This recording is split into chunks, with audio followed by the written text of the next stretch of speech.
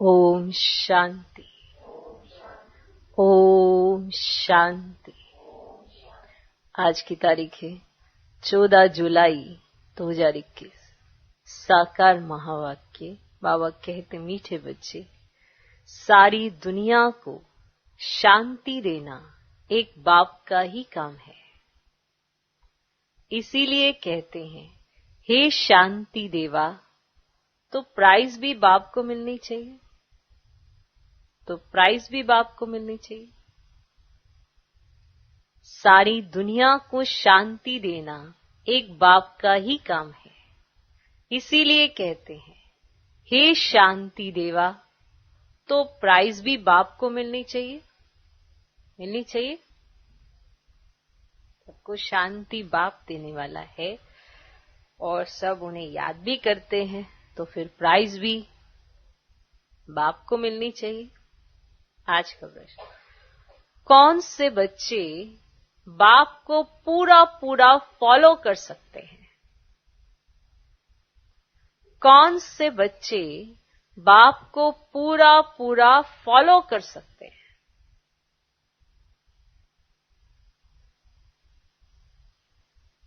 कौन से बच्चे? देखो, बच्चे तो सभी हैं, पर उसमें भी कौन से बच्चे बाप को पूरा फॉलो कर सकते हैं? उत्तर, जो बाप के समान पावन बनते हैं। जो बाप के समान पावन बनते हैं, वही पूरा फॉलो कर सकते हैं।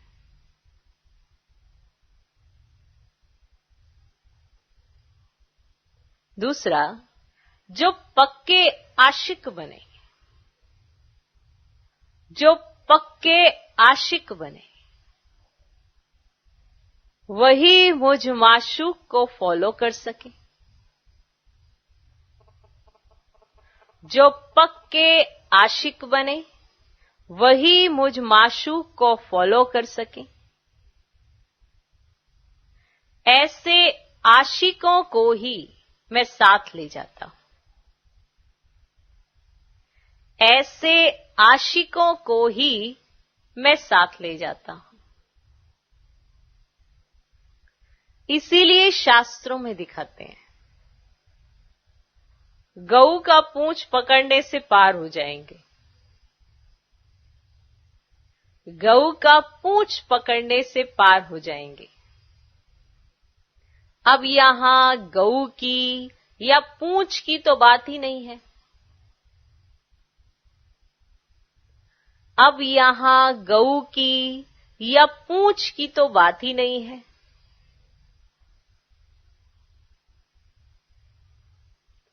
तो कौन से बच्चे बाप को पूरा फॉलो कर सकते हैं? उत्तर, जो बाप के समान पावन बनते हैं, वही पूरा फॉलो कर सकते हैं। दूसरा, जो पक्के आशिक बने, वही मुझ माशूक को फॉलो कर सके। ऐसे आशिकों को ही मैं साथ ले जाता हूं। इसीलिए शास्त्रों में दिखाते हैं, गऊ का पूंछ पकड़ने से पार हो जाएंगे। अब यहां गऊ की या पूंछ पकड़ने की तो बात ही नहीं है। आज का गीत है, तू प्यार का सागर है। ओम शांति। बाप दादा दोनों है ना? अब ये तो बच्चे जानते हैं कि आत्माओं का बाप शिव बाबा है। ये भी तुम जानते हो कि मैं पतित पावन हूं, मैं निराकार हूं। तुम भी निराकार हो, शांत स्वरूप हो। निराकार बाप भी शांत स्वरूप है। आत्मा भी शांत स्वरूप है। आत्मा का स्वधर्म है ही शांति। और जब तक आत्मा शांति का अनुभव नहीं करती, अशांत रहती है। और यह अशांति कौन देता है? माया, रावण, यही देता है अशांति। वो ये कहे कि मैं अशांत हूं, मैं दुखी हूं, मैं परेशान हूं। कारण माया, रावण, 5 विकार दुखी भी करते हैं, अशांत भी करते हैं, परेशान भी करते हैं। और जहां बाप की गोद होती है वहां होती है शांति शांति, क्योंकि बाबा शांति का सागर है जो पूरे विश्व को शांति देता है। तो वो बच्चा जो बाप की गोद को अनुभव करता है वो शांति का अनुभव करता है। और जो बाप की गोद से उतर जाता है, रावण की गोद में चला जाता है, अशांत, दुखी, परेशान हो जाता है। इसीलिए बीच बीच में जरूर चेक करते रहना चाहिए कि किसकी गोद में है, कि हम अभी किसकी गोद में हैं। क्योंकि आप समझ जाएं कि 63 जन्म रावण की गोद में थे, बाप की गोद का पता ही नहीं था। इसलिए अशांति अशांति, मन चित्त बिल्कुल अशांत, और आज है शांत। सिर्फ इस बात का ज्ञान नहीं मिला कि आत्मा शांत स्वरूप है, आपने अनुभव भी किया है कि शांति क्या होती है और आत्मा का शांत स्वरूप क्या होता है। देखो, आत्मा शांति को अच्छा अनुभव करती है, इसीलिए कभी भी अशांत होती कहते बस शांत हो जाओ, बस मुझे शांत एकांत चाहिए, मुझे शांत रहना है।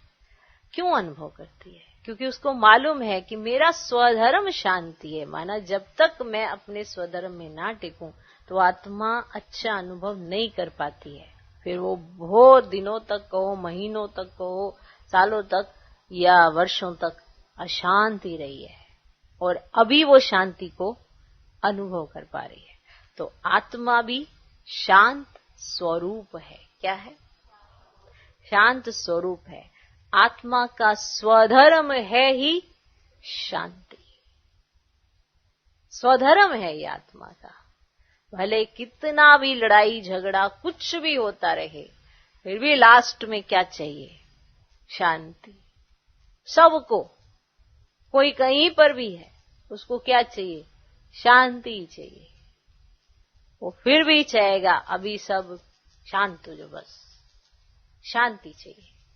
और हर एक आत्मा चाहती है शांति, क्योंकि आत्मा का स्वधर्म है शांति। तो इस शांति शब्द पर थोड़ा सा विचार भी जरूर करना कि क्यों इतनी प्रिय है। ये स्वधर्म है, ये आत्मा का संस्कार है, ये आत्मा का स्वभाव है। क्या? शांति।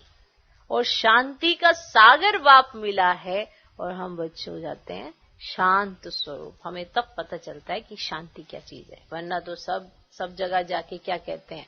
हमें शांति चाहिए, मुझे मेरे मन की शांति चाहिए। क्यों चाहिए? क्योंकि आत्मा का स्वधर्म है ही शांति। तुम्हारा निवास स्थान है शांति धाम, तुम्हारा रहने का स्थान भी शांति धाम है, तुम आत्मा का स्वधर्म भी शांति है। इसीलिए जब परमात्मा को नहीं जानते तो मांगते भी क्या है? शांति। जब यज्ञ आदि रचते हैं तो कहते हैं शांति देवा, क्योंकि शांति का सागर तो वह परमात्मा है। सारी दुनिया को शांति देने वाला वह बाप है। ऐसे बहुत हैं जिसको शांति के पीछे प्राइज मिलती है कि इन्होंने बहुत अच्छी शांति माना स्थापित रखने के लिए बहुत सारे आइडियाज दिए हैं, तो उनको प्राइज मिलती है शांति के पीछे। क्या मिलती है? प्राइज मिलती है। कभी किसको प्राइज मिलती है तो कहेंगे ये शांति स्थापन करने के निमित्त बने हुए हैं, इसमें बड़ों बड़ों के नाम लेते हैं। अब शांति तो चाहिए सारी दुनिया को, नहीं तो अशांत में रहने वाले औरों को भी अशांत करेंगे। जिनके अंदर स्वयं शांति नहीं होती है वही दूसरों को भी अशांत करते हैं, है ना? क्योंकि वो खुद अशांत हैं, तो फिर वो बात भी अशांति के साथ ही करेंगे और फैलेगी भी क्या? अशांति। ये है ही रावण राज्य। रावण राज्य में ना हर चीज अपोजिट होती है। सुख देने वाली चीजें दुख देती हैं, शांति देने वाली चीजें अशांति देती हैं। सब कुछ नेगेटिव होता है। रावण राज्य है ना, हर चीज अपोजिट हो जाती है, क्योंकि ये है ही रावण राज्य। रावण दुश्मन है ना, राम को दुश्मन नहीं कहेंगे, रावण दुश्मन है, जिस 5 विकारों के चलते मनात्मा की हालत हो गई है। तो दुश्मन कौन है? रावण। राम को दुश्मन नहीं कहेंगे, राम की कभी एफजी नहीं जलाएंगे, ना त्रेता वाले राम की, ना परम पिता परमात्मा की। राम राज्य तो सब चाहते हैं, परंतु राम राज्य किसको कहा जाता है यह भी कोई नहीं जानते। सिर्फ कहते हैं नई दुनिया हो, नई दिल्ली में राम राज्य हो। नई दिल्ली कहते हैं, नाम तो बहुत रखे जाते हैं। दिल्ली सबकी कैपिटल रहती है, दिल्ली ही परिस्थान था। राधे कृष्ण को भी वहां ही दिखाते हैं। ये दोनों ही मुख्य प्रिंस प्रिंसेस हैं। सिर्फ दोनों नहीं हैं, जरूर और भी होंगे, माना सिर्फ 2 ही नहीं होंगे, और भी होंगे। 8 रजाई तो गाई जाती है, बुद्धि से काम लेना है। सतयुग में जरूर राजाई और भी होगी। यहां भी देखो कितनी राजाई है, वृद्धि होते होते ढेर हो जाते हैं। फलाने फलाने गांव का महाराजा, छोटे छोटे गांव भी होते हैं ना, सतयुग में इतने थोड़े ही थे। वहां तो लक्ष्मी नारायण का ही नाम वाला है। 2500 वर्ष उनका राज्य चला, मनुष्य कहते हैं लाखों वर्ष हुए। विचार की बात है। यह है आत्माओं के लिए भोजन। बाप ये रूहानी भोजन देते हैं तुम्हारी बुद्धि को, आत्मा को। माना इन सब बातों पे विचार सागर मंथन आपको करना चाहिए। तुम्हारी बुद्धि का ताला अब खुला है। ऋषि मुनि आदि सब कहते थे हम रचता और रचना को नहीं जानते हैं। अब तुम बच्चे ऐसे नहीं कहेंगे, तुम तो रचता और रचना के आदि मध्य अंत को जानते हो। तुम अपने 84 के चक्र को जान गए हो। आदि में तुम देवी देवता थे, फिर मध्य में रावण की प्रवेशता होने से विकारी बन गए हैं। अब है अंत। तुम जानते हो अभी पुरानी दुनिया का विनाश हो, फिर आदि होगी। आदि में होगा राम राज्य, मध्य से रावण राज्य शुरू होता है। अब रावण राज्य पूरा हो, फिर राम राज्य शुरू होगा। नर से नारायण बनना है ना, यह है सत्य नारायण की कथा। तुम जानते हो सर्वशास्त्रमयी शिरोमणि श्रीमत गीता है। श्रीमत मिलती है श्रेष्ठ बनने के लिए। सबको श्रीमत मिलती है ना। श्रीमत कभी भी हमें गलत नहीं मिलती। किस लिए मिलती है? कि हम श्रेष्ठ बने, अच्छे से अच्छा बने, इसके लिए श्रीमत मिलती है। श्री कहते हैं श्रेष्ठ को। बच्चे जानते हैं गीता शास्त्र है, जिसे देवी देवता धर्म का शास्त्र कहा जाता है, जिससे देवता धर्म की स्थापना होती है संगम पर। सतयुग में तो कोई पतित होते ही नहीं जो पावन बनाए। अब तुमको बाप समझाते हैं गीता को पतित पावनी कह नहीं सकते। गीता द्वारा पावन नहीं बन सकते हैं। गीता के भगवान को पतित पावन कहते हैं। ये अच्छी रीति याद करो। गीता है आदि सनातन देवी देवता धर्म का शास्त्र। गीता के समय ही महाभारी महाभारत लड़ाई भी लगी थी, जिससे अनेक धर्म विनाश हुए और एक धर्म की स्थापना हुई। गीता के लिए तो कहते हैं ना देवी देवता धर्म का शास्त्र। ब्राह्मणों का शास्त्र नहीं कहते हैं। ब्राह्मणों का नाम गीता में है ही नहीं। परम पिता परमात्मा ही आकर ब्रह्मा द्वारा इन सभी वेदों शास्त्रों आदि का सार बताते हैं। अब तुम समझते हो सतयुग में तो ब्राह्मण होते ही नहीं। वहां है लक्ष्मी नारायण देवताएं, ब्रह्मा के बाद है विष्णु। चित्रों में भी दिखाया है ब्रह्मा द्वारा स्थापना विष्णुपुरी की। ब्रह्मा और विष्णु इकट्ठे तो नहीं होंगे? होंगे। ब्रह्मा और विष्णु इकट्ठे तो नहीं होंगे। ब्रह्मा द्वारा देवी देवता धर्म की स्थापना होगी। ये डिटेल में समझने की बातें हैं। अभी तुम बच्चे शिव बाबा से स्वर्ग का वर्षा लेते हो, हकदार ठहरे ना? ठहरे? खुशी है? मुख्य धर्म शास्त्र है 4।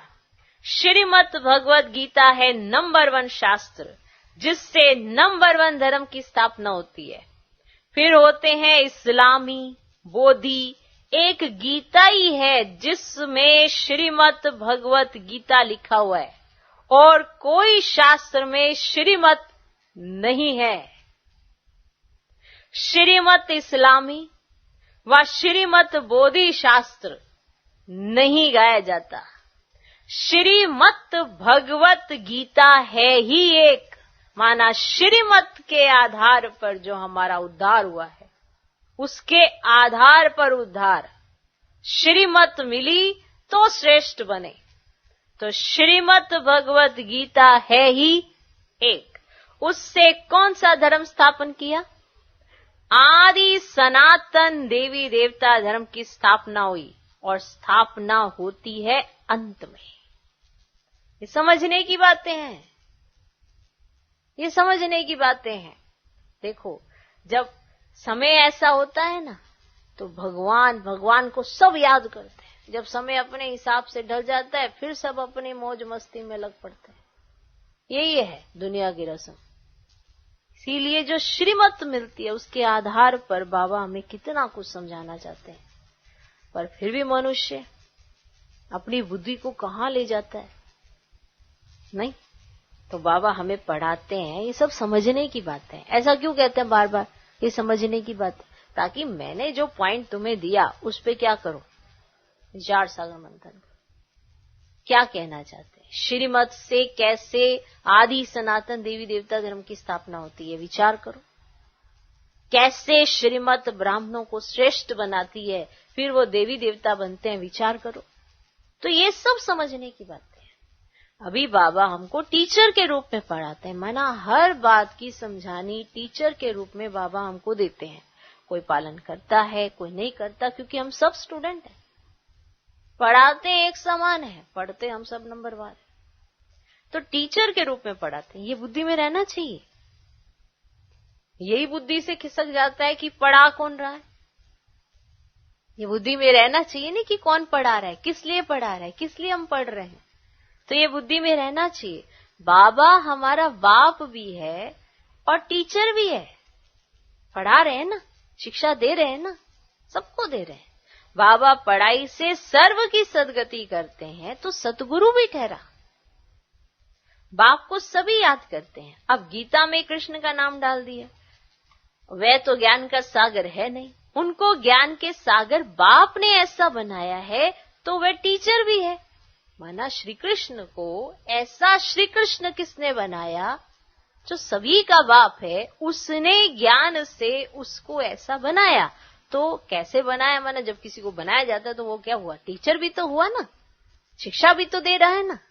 तो यहाँ तुम नई बातें सुनते हो, शास्त्र आदि तो बहुत पढ़ते सुनते आए, अब तुम बाप द्वारा डायरेक्ट सुनते हो। कैसे डायरेक्ट सुनते हो?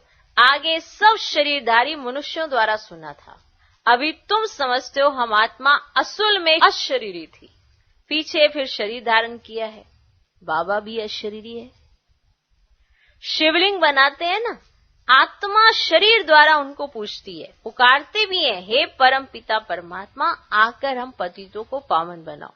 लिंग की पूजा करते हैं, परंतु ये थोड़ी समझते हैं कि ये पतित पावन बाप है जिसको हम पुकारते हैं। शिव भगवान है, ईश्वर है, बस ऐसे ही याद करते हैं। उनको बाबा कहें तो बुद्धि में आए कि बाबा से वर्षा मिलना चाहिए। हमको वर्षा मिला है तब हम पूजते हैं। भारतवासियों को वर्षा मिला जरूर है, कब मिला ये भूल गए हैं। अब तुम बच्चे समझते हो। बच्चे कहते हैं ना, हम बाबा के पास आए हैं, कहते हैं ना, किसके पास आए? हम बाबा के पास आए। शिव बाबा ब्रह्मा तन में आकर समझाते हैं। त्रिमूर्ति में नाम बाला है, त्रिमूर्ति मार्ग नाम भी रखा है। बाप की महिमा बहुत है। गीत में भी सुना ना, क्या? प्यार का सागर, ज्ञान का सागर, आनंद का सागर, ये गीत है ना। और इस गीत में कि तू प्यार का सागर है, तेरी एक बूंद के प्यासे हम। अब एक बूंद, बाबा ने तो पूरा झरना ही बहा दिया प्यार में। माना तुम्हें हर सेकंड प्यार अनुभव हो सकता है अगर आपकी नजर सिर्फ एक बाप के ऊपर है। तो आपको वो हमेशा अपने ऊपर फाउंटेन की तरह नजर आएगा कि मेरे ऊपर बाबा का प्यार बरस रहा है। अगर नहीं देख पाओगे बाबा को तो प्यार भी दिखाई नहीं देगा। गीत में भी सुना, प्यार का सागर है, सर्व का सद्गति दाता है, सर्व को सुख शांति देने वाला है, सर्व का दुख हरता सुख करता है। बहुत प्यारा है ना, है ना? क्या बहुत प्यारा है ना। उनसे प्यारी चीज कोई होती ही नहीं। जो बाप स्वर्ग का मालिक बनाए वह जरूर प्यारा होगा ना। माना भगवान आपको क्या दे रहा है ये भूलो मत, तभी आपको प्यारा लगेगा। हम चलते चलते ये भूल जाते हैं उसने हमें दिया क्या है, क्योंकि हम पिछला भूल जाते हैं कि हमारे पास कुछ था नहीं, वो मिला तो सब मिला। तो प्यारा तब लगेगा जब आपको ये भी याद रहेगा कि हमारे पास कुछ था नहीं, तो वो बड़ा प्यारा लगेगा, क्योंकि उसने प्यार बरसाया हम पर। हमें कोई प्यार नहीं करता था, क्यों करेगा प्यार जब हम ही नहीं करते थे, है ना, क्योंकि हमें अनुभव ही नहीं था प्यार का। तो बाबा ने वो प्यार अनुभव कराया तो प्यार बांटना आया, ये भी याद रहना चाहिए। ये नहीं कि हम तो बड़े प्यारे हैं, दुनिया बड़ी खराब है। बाबा प्यार का सागर है, वही प्यार लुटा रहा है, और उसके प्यार से आप इतने माला माल होते हैं, और उससे पहले उस प्यार का अनुभव नहीं था। तो इतनी प्यारी चीज कभी भूलती है क्या? जो बाप स्वर्ग का मालिक बनाए वह जरूर प्यारा होगा ना। माना रावण ने आपको कंगाल बना दिया, आपने कंगाली देखी हुई है, और बाप ने आकर आपको माला माल बना दिया, तो जब माला माल बने तो ये याद रखना है किसने बनाया, तो आपको वो क्या लगेगा? प्यारा लगेगा। वह है बेहद का बाप। कहते हैं बच्चों, मेरे से स्वर्ग की बादशाही मिलती है ना, तुम आत्माएं भाई भाई हो। अभी बाप द्वारा सुन रहे हो, सभी आत्माएं बाप को याद करती हैं, बाबा हमको आकर पावन बनाओ। अब आत्मा कहती है बाबा आया हुआ है पावन बनाने। कहते हैं बच्चों, 5000 वर्ष पहले तुमको पावन बनाने आया था। अब मुझ बाप को याद करो तो तुम्हारे विक्रम विनाश होंगे और तुम्हारे सब दुख दूर हो जाएंगे।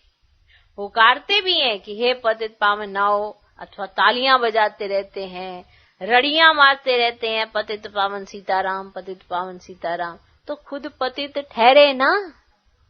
ये है ही नर्क, इसको रौरव नर्क कहा जाता है। गरुड़ पुराण में तो रोचक बातें बहुत लिख दी हैं।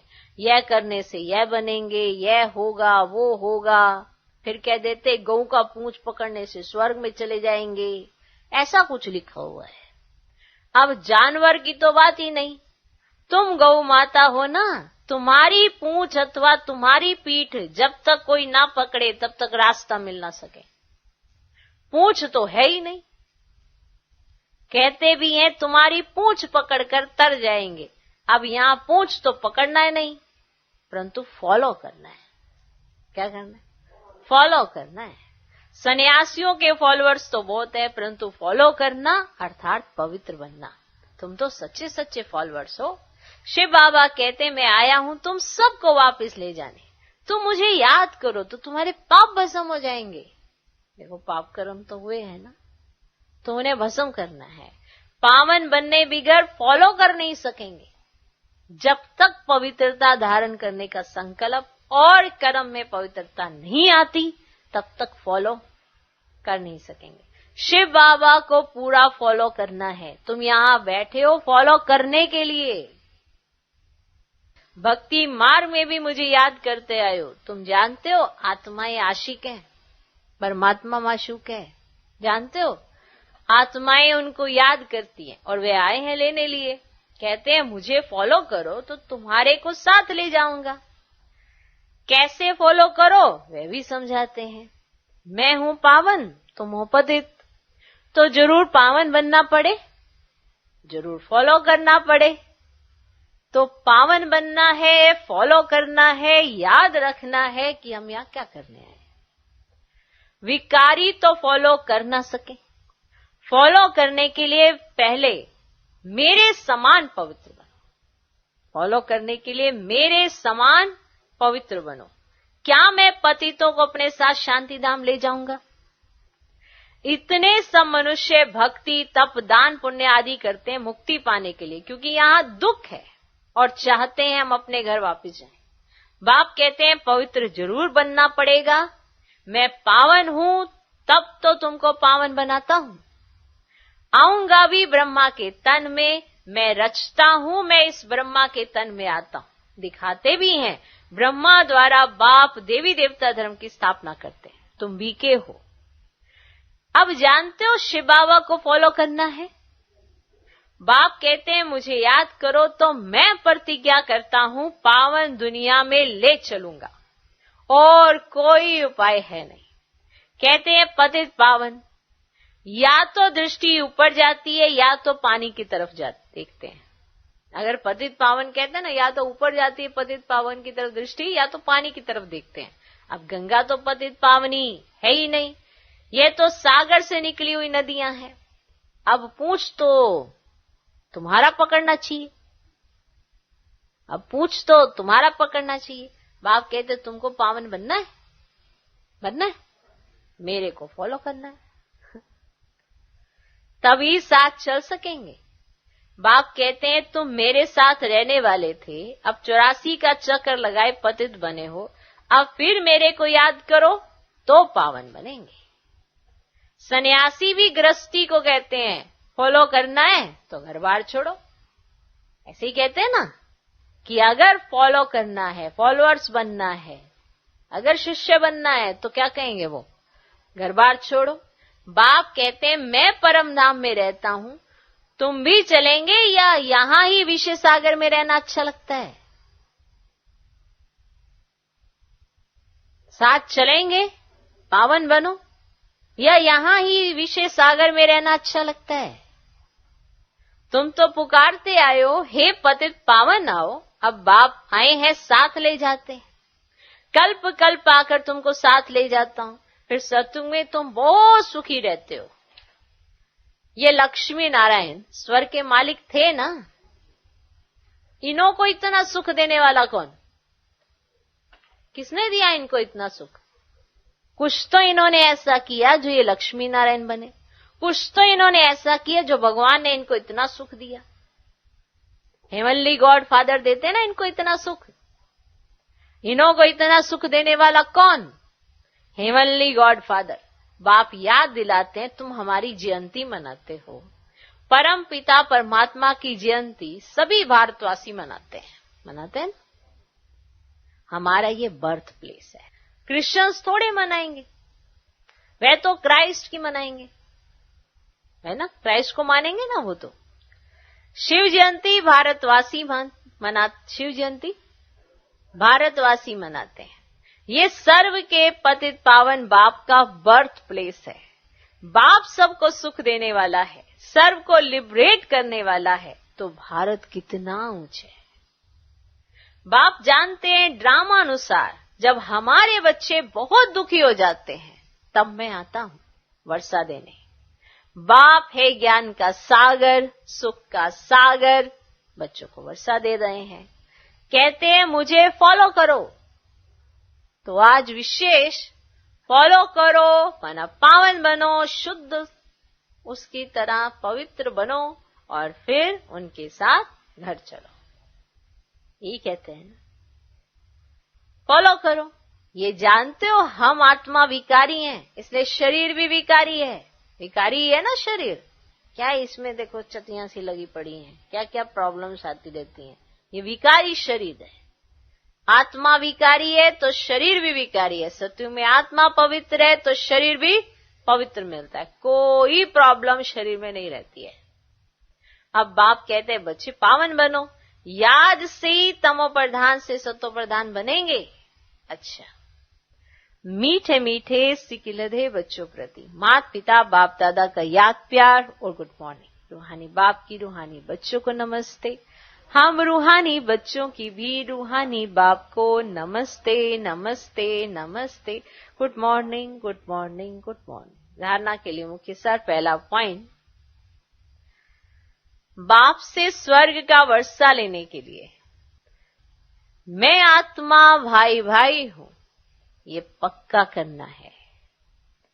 बाप से स्वर्ग का वर्षा लेने के लिए मैं आत्मा भाई भाई हूं, ये पक्का करना है। बहुत प्यार से रहना है, बहुत प्यार से रहना है। जैसे बाप प्यारे ते प्यारा है, ऐसे प्यारा बनना है। प्यार से रहना, प्यार से चलना, ऐसे बच्चे बाबा को कितने प्यारे लगते हैं। और बाबा चाहते हैं कि सब प्यार से रहें। बाबा कभी चाहेंगे कि आप झगड़ा करें, अशांत रहें? बाबा कभी चाहेंगे? नहीं चाहेंगे ना। बाप को जानो, पहचानो, अच्छी तरह से समझो और क्या रहो? प्यार से रहो। और प्यार से रह भी तब पाएंगे जब आत्मा भाई भाई देखेंगे। अगर कुछ और देखेंगे, देह संबंध देखेंगे तो प्यार से नहीं रह सकते। कोई आत्मा भाई भाई नहीं देख रहा है, आप देखो। कहीं ना परमात्म शक्तियों को दरकिनारे रख के रावण की ही उसकी चीजों को फॉलो करते हैं और फिर सोचते हैं हम तो बाबा के बच्चे हैं। कहीं ना कहीं हम ये भूल जाते हैं कि हम भगवान के बच्चे हैं। तो भगवान के बच्चों का दृष्टिकोण कैसा होना चाहिए, देखने का नजरिया कैसा होना चाहिए, प्यार से रहना क्या होता है? तो बहुत प्यार से रहना है। जैसे बाप प्यारे ते प्यारा है, ऐसे प्यारा बनना है। दूसरा पॉइंट, बाप समान पावन बनकर बाप को पूरा पूरा फॉलो करना है। बाप समान पावन बनकर बाप को पूरा पूरा फॉलो करना है। बाप के साथ वापिस घर शांति धाम चलने के लिए पावन जरूर बनना है। बाप के साथ वापिस घर शांति धाम चलने के लिए पावन जरूर बनना है। आज का वरदान, याद के आधार द्वारा माया की कीचड़ से परे रहने वाले सदा चीयरफुल भव। याद के आधार द्वारा माया की कीचड़ से परे रहने वाले सदा चीयरफुल भव। याद के आधार द्वारा माया की कीचड़ से परे रहने वाले सदा चीयरफुल भव। कोई कैसी भी बात सामने आए, सिर्फ बाप के ऊपर छोड़ दो। कोई कैसी भी बात सामने आए, कितनी भी बुरी बात आए, वो बाबा पे छोड़ना आना चाहिए। हम बाबा पे छोड़ते नहीं हैं, अपने हाथ में पकड़ के रखते हैं और अपने हाथ में लेकर निर्णय करना चाहते हैं और फिर कहते हैं हम भारी क्यों हैं या हम हल्के क्यों नहीं हो पा रहे। बाबा पे छोड़ना आना चाहिए। और जब हम बाबा पे छोड़ देंगे तो उस बात का असर आप पे खत्म भी तो होगा, क्योंकि वो तो बाप जाने, बाप का कार्य जाने। ऐसे जीवन जीने वाले कितनी आत्माएं हैं। कोई भी कैसी भी बात सामने आए, सिर्फ बाप के ऊपर छोड़ दो। जिगर से कहो बाबा, जिगर से क्या कहो? बाबा। ये जिगर से कहना क्या होता है? जो जिगर से कहते हैं माना दिल से, जिसे बाप पर 100% निसंकल्प होकर यकीन होता है ना, संकल्प चलाकर नहीं, निसंकल्प होकर यकीन होता है, वो तो जिगर से। बाबा जाने, बाबा का कार्य जाने, मैं बाबा का, बाबा मेरा, बाकी जो भी बात आई है बाबा को बता दी, बस मेरा कार्य पूरा। जिगर से कहो क्या? बाबा। तो बात खत्म हो जाएगी। पर अगर जिगर में बाबा को ना रखा, बात को रखा, तो बात कभी खत्म नहीं होगी। पर आपने क्या जिगर से बाबा कहकर बाबा पर बात छोड़ी? जिगर से कहो क्या? बाबा। तो बात खत्म हो जाएगी। अगर बात का असर आप पे खत्म नहीं हो रहा है तो आप समझ जाना आपके दिल में बाबा नहीं है, बातें हैं। और बातें जहां होती हैं वहां बाबा नहीं होता, और जहां बाबा होता है वहां बातें स्टोर नहीं कर सकते, क्योंकि ये दिल बाबा के लिए है, बातों के लिए नहीं रखा है संगम पर। पूरा कल्प तो बिता लिया बातें रख रख के, क्या हासिल हुआ? आज एक जन्म मिला है, सिर्फ बाबा को दिल में बिठाना है और दिल से कहना है बाबा। बातों का असर अपने आप खत्म हो जाता है ऑटोमेटिकली। ड्रामा कहो, हर चीज कहो, संस्कार स्वभाव कहो, परिस्थितियां कहो, हर चीज स्पष्ट दिखाई देने लगती है और आत्मा अपनी स्थिति में स्थित हो जाती है। और अगर ऐसा नहीं हो रहा है तो आप देखना झांक के कि वहां बाबा नहीं है, नहीं है। ये बाबा शब्द ना दिल से कहना ही जादू है। जब दिल से कहते हैं क्या? बाबा, मेरा तो बाबा ही है। जब हम इधर उधर देखने लग जाते हैं, बाबा को नहीं देख पाते हैं, तभी ये सारे झमेले शुरू होते हैं।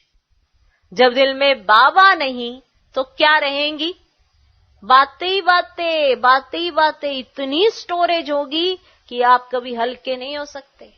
भले उन बातों को आप हल्का करने के लिए कितनी भी बातें खोल के रखें, फिर भी आप भारी होंगे, क्योंकि दिल में अभी तक बाबा नहीं आया।